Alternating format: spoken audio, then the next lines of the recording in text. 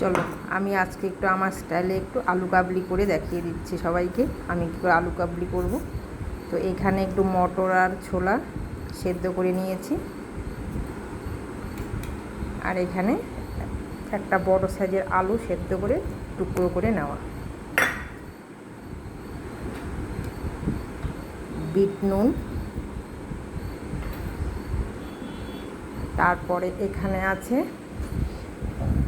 পেঁয়াজ কুচি, লঙ্কা, টমেটো কুচি, শসা আর অল্প একটু কুচনো নারকেল, এগুলো সব আমি একসঙ্গে এখানে দিয়ে দেব। সব কিছু আমি এখানে দিয়ে দিচ্ছি।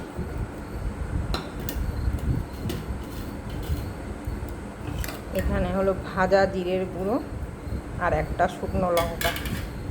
এখানে অল্প তেঁতুলের, ভালো করে তেঁতুলটাকে গুলিয়ে রেখেছিলাম এটা, আর তেঁতুল দিয়ে আর চিনি দিয়ে একটু মিষ্টি চাটনি করে রেখেছিলাম, সেটাও দিলাম।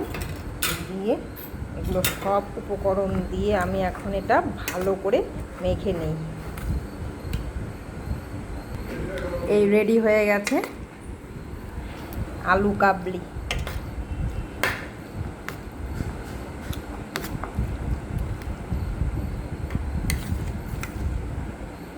বড় কিছু একটা কিছু নিয়ে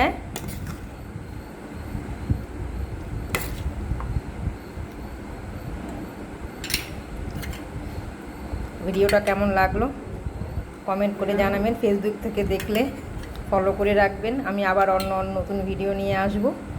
আর ইউটিউব থেকে দেখলে আমার চ্যানেলটাতে সাবস্ক্রাইব করে আমার পাশে থাকবেন। তো কেমন লাগলো আমার ঘরোয়া স্টাইলের আলু কাবলি, আপনারা অবশ্যই বাড়িতে বানিয়ে খেয়ে দেখবেন। আজকে আমি এখানেই শেষ করছি, টাটা।